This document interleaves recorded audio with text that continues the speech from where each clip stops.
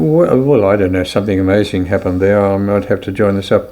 My phone just turned off. Maybe this would look like, but anyway, there must be a way of joining these two. I don't know, but I don't know anything about it. But anyway, the Cooper's Hotel, Genetics, was described as being more fit for hogs than humans. And, well, that was probably true. But Mary didn't like it very much, and she responded and said, well, you know, I mean, it's a little better than that, but at least we have a human heart.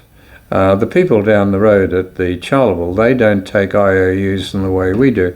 Because remember, at that time, there was almost no small change in the area. This was, you know, throughout the inland, there was no small change. Threepences, pennies, sixpences. Well, we take that sort of thing for granted, but it wasn't so. And if you wanted to go into a pub, any pub, a bush pub, and you wanted a nobbler was a glass of whatever the spirit of the time may have been. I don't know whether it was both a rum or brandy or both or what, or some of the mixture. But it cost you a shilling, I think it was. I don't know, you might have got a discount for sixpence. I can't remember. But no one had a shilling, no one had sixpence or threepence or whatever it may have been. And so they wrote an IOU. Well, okay, they were known as calabashes. Some publicans had, you know, whole sugar bags of IOUs. And, I mean, gee, you've got to be fairly trusting, but they had no choice. They had to take the IOU. But according to Mary, that classy place down the road, the Charleville Hotel, may have had class, but it also didn't have the depth that they had because they had to get by on these damn IOUs. So there we are. Okay then, but these pubs, you know, the pubs were not classy places. Well, usually. They seemed to be set up wherever there was likely to be trade. Anywhere where stock was likely to stay for the night, well, you may be sure that a bush pub would be established there. Of course, this was a bit of a problem for the boss because all his workers may have been totally drunk by the next day. But Genetsky, I mean the original establisher of that Charleville pub established it there, up near Burke Street in Alfred Street. That's where the people were, that's where the trade was, because that particular crossing was, as I say, a very benign crossing, and if you're very energetic, walk down Burke Street and you'll come to that barricade that forms the levee bank, or the levee, or whatever they may call it at this stage, and just look across the river and you'll see that that's where the upper crossing, the Miller's Crossing, was. And you'll see even now that it's fairly benign, and that's the principal crossing, and so that's therefore where the people were, and that's therefore where the pub began. And but not, as I say, out of town at Gary Crossing. Gary Crossing was sort of seen as, you know, in the Never Never, but of course it was on the way to Gary Station, and it may have been very convenient for them. Not so much going to Gary Station over on the western side of the river, but certainly convenient coming down because that one bank was very steep. It was very steep. I don't know how steep it was in the 1860s. It must have been quite steep because in my childhood in the 1940s it was still very steep. And it presented a challenge to every young blood in town who had access to a T-model Ford. I remember some of my more adventurous uncles, of whom there are a number, and those who are as old as I may well recall them. They're a bit light-fingered and didn't mind a fight or two and all that sort of thing. But anyway, that was the style. And but they used to get my grandfather's old, he had a sort of a T-model Ford, I suppose it was, broken down damn old thing, but nevertheless, they'd get this old T-model Ford and they'd rev it up near Tomato Thompson's because they were going to have a go at Gary Crossing. Now that meant having a go at negotiating that sandbank that was there, because, it was very sandy, just beyond the river there, just beyond the water. And then, having negotiated the sand and being impeded by it, they then hoped to have enough speed and energy to take themselves up the bank. Well, this was a real challenge. Now, how successful they were, I really do not know, but they'd have a go at it. But anyway, at least in attempting that, they hadn't been to the pub. Well, I don't think so anyway. But there were plenty of bush pubs round about, and the bush pubs were fairly... They were not nice places, that you may be sure of. Probably one of the classiest when it came would have been the Charleville, but Mary Janetsky would have pretended at least to some class for the Coopers, the Janetsky Hotel that ultimately became the Victoria. And anyway, once you got out of town, though, it was pretty rough. And the scenes of carnage and terrible drunkenness and so on in those places was fairly terrible.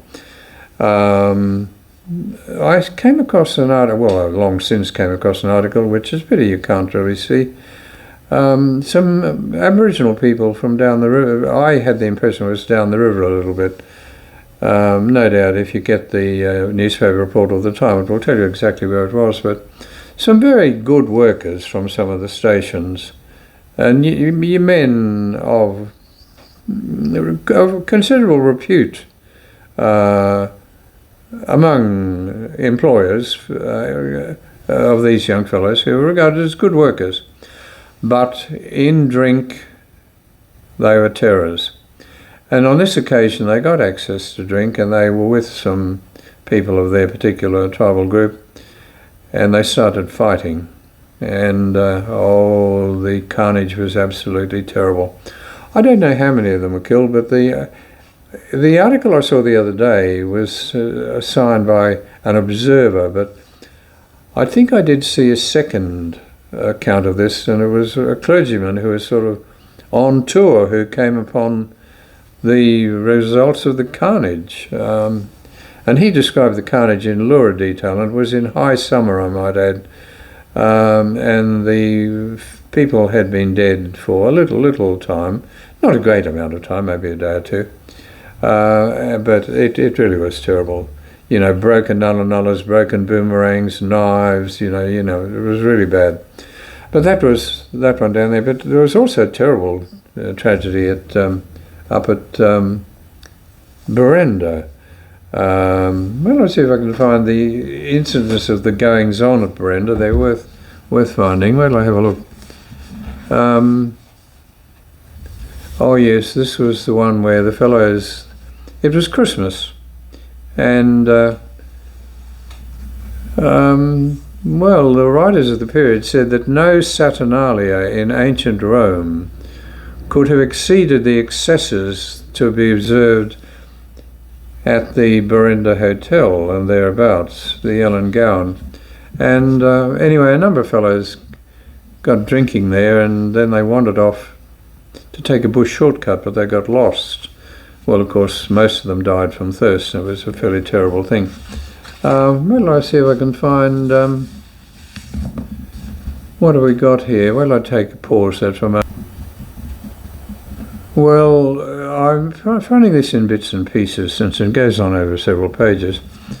This is, of course, by this time, this is 1876. So, you'd expect that a greater degree of civilization had arrived by 1876, because, that's 12 years after Tully's arrival. But anyway, this writer says, a fatal epidemic is raging amongst the employees at Berenda Station. Oh dear, oh dear, oh dear. The usual Christmas spree has just closed, gambling, drunkenness and fighting being the prominent features. A man named Stacey wandered into Berenda Cattle Station on Christmas Eve, was on the following day raging mad with horrors from drink, and so on. And then, in relation to the tragedy, there was supposed to be a race meeting, and apparently there were prizes of £40 and so on. And so news of this got around, and it was, sort of a Christmas do. Everyone was having a break, and a crew of shearers, washers, shepherds and so on from the station had gathered in anticipation of a big drink. The races did not begin till late in the afternoon, there being no one of any respectability or sufficient sobriety interested to take the lead, and up to 3 o'clock in the afternoon all hands and the cook were deeply engaged in the congenial pleasures of what they call lushing, scrapping and gaffing, that is, drinking, fighting and gambling. He goes on, a large table was placed on the veranda of Kavanagh's public house, which was crowded with drunken, blaspheming men, and the bones, that is, the dice, rattled away to the accompanying clink of the coins, mind you, that was a lucky thing for them, and the click of bottles and glasses for hours. A move was made to the race course by those who were able to move about 3 o'clock in the afternoon, and the following events ran off amid scenes of drunkenness and bestiality sickening in their details, a living disgrace to any civilized community of men. Now, the grog at most bush pubs, of course, was a very questionable quality. And there's a little one here. This is still 1876, and in relation to the Brenda tragedy. One fellow says, in court, I might add, and he swore to this on oath, that he took 2 nobblers of Kavanagh's grog early on the morning of the race day of the 28th, and remembered nothing more till the evening of the 31st, when he found himself in bed with his clothes on in a back room at Kavanagh's public house, and all his money gone, and that he had not been right in the head ever since. He may have taken more grog than the 2 nobblers, but he had no recollection of doing so. He might have been at the races and didn't know it, and so on. So it was a fairly potent brew there. Okay then, so anyway, these fellows took the potent brew and off they went, and temperatures about 130 apparently, and it was all very unfortunate. Okay then, so somebody, if I'm right, sent some of the grog off to have it analysed. He says, yes, the leading chemists in Brisbane. Okay then. The grog consisted of, he says, 5 parts, one of which was bluestone, a second laudanum, a third ammonia, and the fourth, he thought, prussic acid, and the fifth, a spirit of some kind. Well, this was the sort of thing that was being hawked about in the bush pubs, and little wonder there was the problems that there were. Okay then. But then there was a reply from Michael Kavanagh. Michael Kavanagh, of course, just as excuse me, just as Mary Janetsky was absolutely outraged that anyone should describe her hotel as, better fit for hogs than humans, Michael Kavanagh, mine host of the Ellangowan Hotel, yes, it was the Ellangowan Hotel, he wrote and he protested. His feelings were hurt. He said that nothing but the finest of spirits was sold in his pub. He says that he sold either genuinely capsuled, apparently it must have been a sort of a seal on the top of these bottles, I don't really know, since I'm not into Hennessy's, or whatever. But he said that he sold nothing but the finest spirits. Hennessy's, or it says Martell's, could have been Martelli, I'm not quite sure. But whatever it was, Mr. Kavanagh was outraged. His feelings were hurt that he should have been suspected of supplying such terrible stuff to these fellows who came to their grief and so on. So it was, the bush grog in the pubs. And they would have been as much prevalent in 1864 when Tully turned up as in later years. Fellows would get into the horrors and they'd cut their throats, or they'd take strychnine, or wander off into the bush and die of thirst and so on. And although strychnine might have been reserved for the suicides. There were quite a few suicides, of course, at that time, and suicide was very much a free-for-all. The cutthroat razor was fairly popular when it came to suicide, but strychnine and other poisons were not unknown, not only by the drunks, of course, but there was a distraught housewife or two who took to strychnine, and so it was the district was not one you might want to live in today, I would have thought.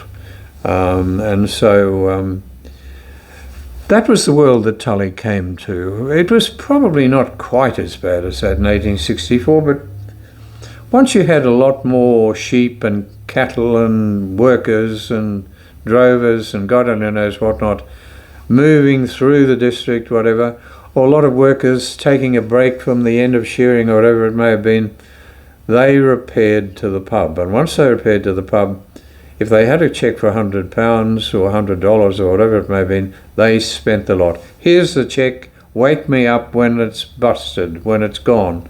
And so, no, I would not have preferred to live there myself today. I'd rather prefer to live in more quiet times. But that's how it was. Probably not quite as bad as that in 1864, but certainly as bad as that once you got greater numbers in the district and so on. So there we are. Now you put all of that together, you've got a picture of those early days. Now you can get a picture of those early days. I give you a hint of them here and there. They have to depend upon my memory. And as I say, I'm not working from any script because I can't guarantee that I'm going to be here next week to do a script. So you have to cope with whatever I can remember. But what I can tell you is you can do one of two things. You can go to the Trove record or the Trove newspaper files. You can get that online from the National Library of Australia, and you can look up all of those newspapers. But of course you've got to know what to look for, and that can be a bit of a problem. Now, as I say, I spent 3 years searching through that stuff, and that's all incorporated in those 7 volumes that were the first volume is what I did. And then the 8th volume is sort of a series of essays compiled from that information. But the 8th volume has got a couple of a number of essays there that sort of give summaries of so much, but certainly not all. When I began doing those books, what I had intended to do was to I knew I was not on a bestseller, that's for sure. Nor did I think it was worthwhile paying to have them commercially printed and distributed. I mean, poor Claire Wagner came to grief over that. She wrote her wonderful book, Frontier Town. Wonderful thing, but it didn't sell. And I know at one stage she told me that she had an entire room filled with boxes of unsold books. Great pity. And I wasn't coming in on that one. I only got a few copies of my stuff printed. But what I had in mind, when you write anything, you should have readership in mind, apparently. And I thought, well, look, I'll gather all this information from the various newspapers of the period, and I'll put them all together, and I'll make books that are not too thick, and I'll have them printed in fairly big type, 11-point or 12-point print, so that even with old rheumy eyes, people would be able to sit on a seat at the front of historic house, and they could leaf through and they could see what their forebears had got up to.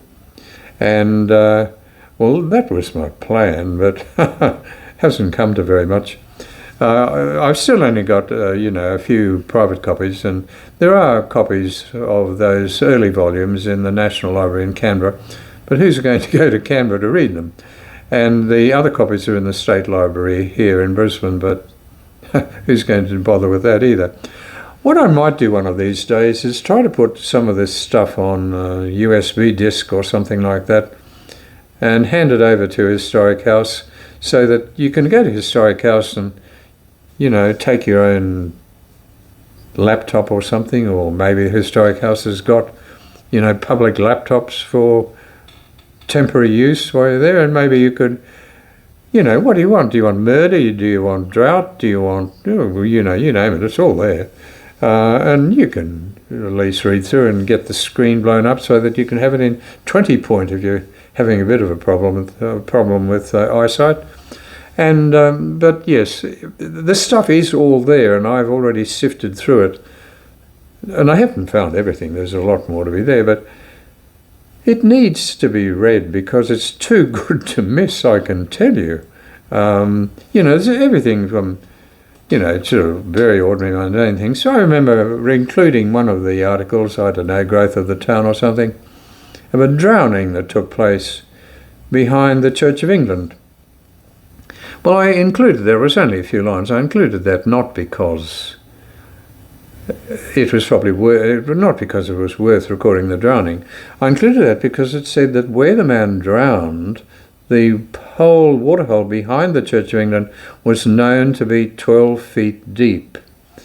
Well, I simply included that because if you want to have a look at, what's happened to the river since then, is there still a waterhole behind the Church of England, and is it still 12 feet deep? I include a lot of other stuff, about prices and so on of the time, and well, of course, I also include all the colourful stuff because, I'm predisposed to colour. And so when I come across, the manly, aged woman who gave a certain amount of cheek to the mailman and ended in court, told him to peel and step outside. Well, she was fined 5 bob and told by the magistrate that sort of behaviour is not appropriate. But there were lots and lots of very earthy things of that period, but there are a lot of useful things there too. So it's worth having copies of that stuff out there if anyone's interested in. And if you're not interested, well, you just walk on by. But if you are interested, and I can get maybe some stuff, on USB disk out to the historic house, it might be worth calling in and saying, listen, what's that stuff that old bill be sent out to you? Let me have a look at it. And I'm sure someone will. George will be so accommodating, I'm absolutely certain. And there must be other mesdames there who would be helpful also. So, the stuff is too good to miss. But anyway, enough of all of that. The thing is that that's the world roughly into which Tully ventured and which developed in those few years after that. Now, in the other episodes or chapters or whatever you might call them after this, I'll move on and deal with rather more specific things.